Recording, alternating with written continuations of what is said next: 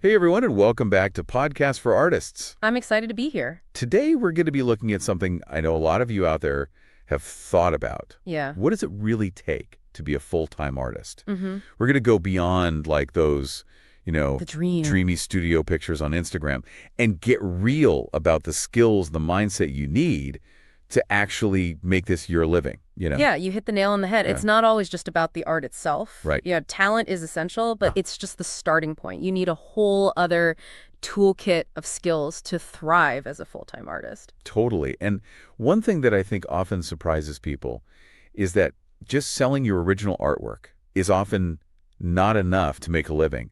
It's really about building multiple income streams. Exactly. Think of it like a financial safety net. Having diverse income sources not only helps pay the bills, but it also frees you to create the art you're most passionate about without the pressure of it needing to be a bestseller. I love that. Yeah. So besides selling originals, what are some examples of these income streams that artists can explore? Well, you can tap into the corporate world.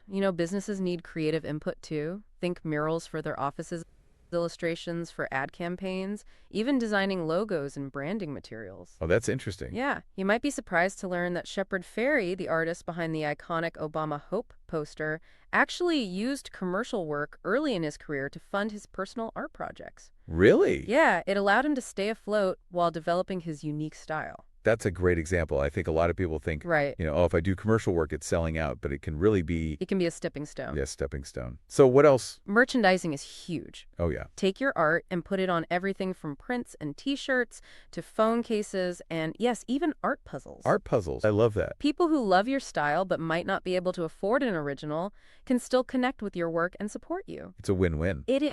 And then, of course, there's the option of side hustles. Of course, many artists teach classes, do freelance graphic design, or even take on part-time jobs that aren't art-related.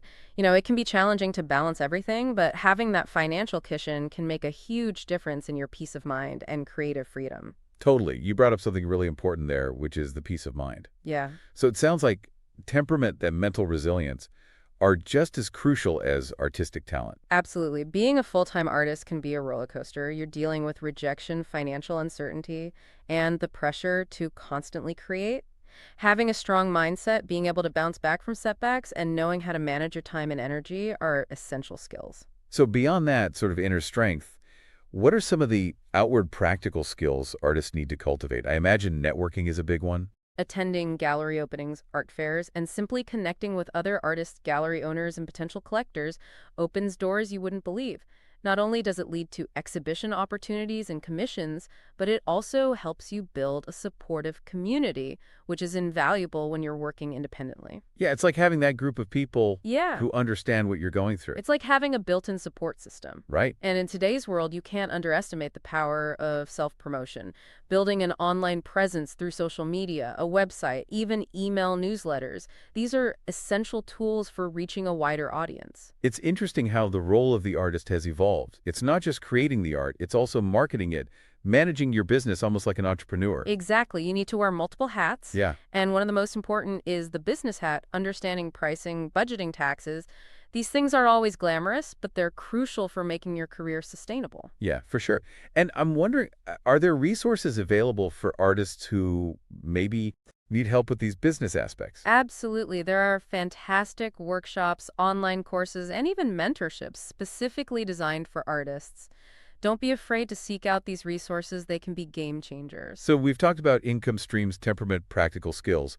But what about finding your artistic path, that unique style or niche that sets you apart? That's where things get really interesting. I knew you were going to say that. I do love this part because once you have those foundational skills, that's when you can truly start exploring your artistic voice. Okay, let's get into it. One strategy that's becoming increasingly popular is niche specialization. Okay. This is where you focus on a specific type of art like pet portraits, fantasy landscapes, or abstract cityscapes. So kind of finding that sweet spot where your passion and the market demand Right. intersect. Papima niche helps you attract a targeted audience, makes marketing easier, and often allows you to charge a premium for your expertise. That makes sense. It's like you become the go-to person for Right. that specific style or subject. Are there ever ways to kind of connect with your audience more directly? Definitely, art fairs and markets are fantastic for that face-to-face interaction. Yeah. You get to showcase your work, meet potential buyers and fellow artists, and get immediate feedback on what resonates with people. Yeah, there's something about seeing art in person Yes. that you can't get online. Absolutely. And of course, we can't forget about the digital landscape online sales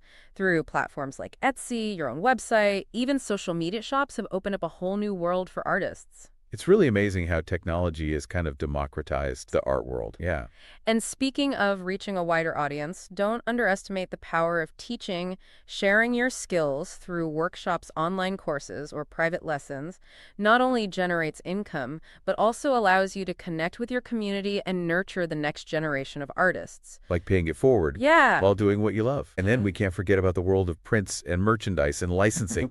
Right. Reproductions of your art products, like those art puzzles we talked about, even licensing your designs for book covers or calendars. These are fantastic ways to expand your reach and income. It's clear that there's no one path to success as a full-time artist. Exactly. It's about finding what works best for you, combining your passion with those practical skills we discussed, and being willing to adapt and evolve as the art world changes. It's really inspiring to see how artists are kind of forging their own paths now, Yes. blending creativity with entrepreneurship. Yeah. But it's also important to acknowledge, I think, that it's not always easy. You're right. There will be challenges, moments of self-doubt, and financial struggles along the way. It's really that resilience, Yeah. that ability to bounce back from the setbacks that I think sets the successful artists apart. And remember, you don't have to go it alone. Building a supportive community of fellow artist mentors, even friends and family who believe in your vision, can make all the difference. Like having your own cheer squad. As we wrap up this exploration of what it takes to be a full-time artist, let's leave our listeners with some key takeaways. Perfect. What are some things that you think are really essential for anyone considering this path? First and foremost, be honest with yourself about your motivations and expectations. Being a full-time artist is incredibly rewarding, but it's also demanding. It requires a deep passion, a strong work ethic, and a willingness to embrace the ups and downs. So it's finding that balance between the kind of romantic vision of it and the reality. And don't be afraid to experiment and try different things. There's no one-size-fits-all approach to success in the art world. Explore different income streams, find what you're truly passionate about, and let that guide your path. Yeah, embrace the journey Yes. and let your passion lead the way. And never stop learning. The art world is constantly evolving, so stay curious, take workshops, attend conferences, connect with other artists, and always be open to new ideas and approaches. Those are such valuable insights. So if someone is listening to this and they're thinking, okay, I'm ready to take the leap, what's one practical step they can take right now to kind of move closer to that goal of being a full-time artist? That's a great question. I'd say start by identifying your strengths and weaknesses. What are you already good at, and what areas could you use some improvement in? Maybe you're a fantastic painter but need help with marketing. Or perhaps you're a networking pro but struggle with time management.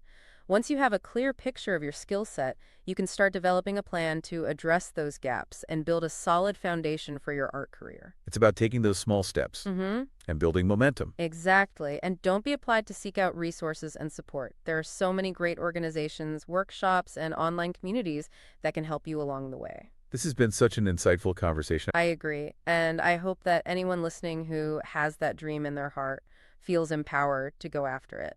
Absolutely. So to wrap things up, we wanted to mention a fantastic article that dives even deeper into this topic. Yes. It's called The Truth Behind the Dream, What It Takes to Be a Full-Time Artist, and you can find it on marketyourart.net. Great article. We'll include the link in the episode description, so be sure to check it out for even more insights and actionable advice. It's a must-read for anyone serious about pursuing an art career.